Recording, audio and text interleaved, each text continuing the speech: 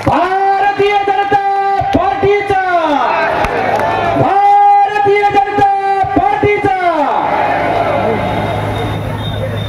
भारत माता की।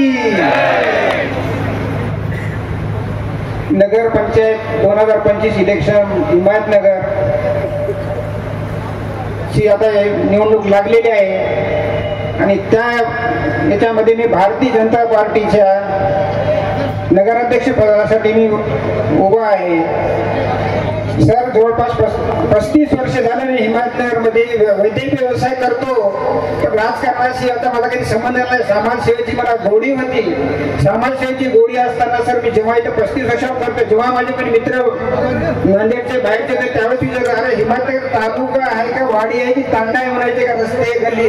जेव्हा मी इलेक्शन फिरत होतो सर तेव्हा माझ्या लक्षात आलं की सर असे काही काही गाव घरे आहेत सर, वार्ड आहेत, तिथे तुम्ही घरी जातो म्हणले तरी त्या पायऱ्यापासून पाणी गेलं। माझं तर असं स्पष्ट मत आहे सर की हिमायतनगरच्या बऱ्याच काही लोकांना समजा खायला कमी लागत, सगळं दवाखान्याला पैसे जास्त लागत असतील, एवढी दुर्गंधी, एवढे रस्त्या, एवढा भकास सगळं असताना ते सगळं पाहिल्यावर मला लक्षात आलं की सर्व आपण जेवढी हिमायतनगर 35 वर्ष सेवा केली तर असं कुठंतरी मला जाणू लागले की आपण काहीतरी केलं पाहिजे। युवकांना माझ्या डोक्यात विचार होता आणि आपल्या महाराष्ट्राचे माजी मुख्यमंत्री, राज्यसभा खासदार आणि आमच्या सर्वांचे पितृत्व विश्वपितामह असलेले साहेबांनी मला वचन दिलं की डॉक्टर साहेब तुम्ही काळजी करू नका, तुमच्या पाठीमागे मी उभा आहे, तुम्ही फक्त लढा, मी तुमच्यासोबत राहणार आहे।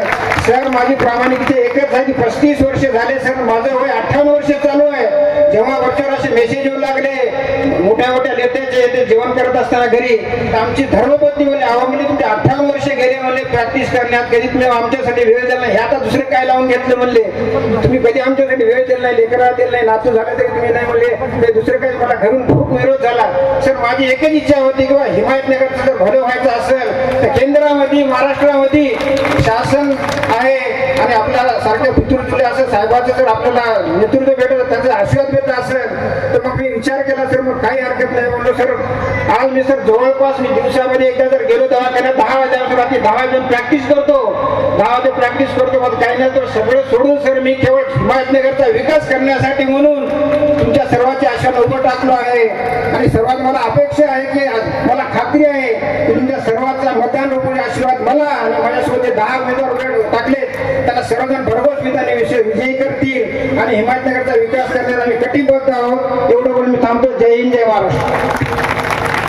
यानंतर कुणबी महासंघाचे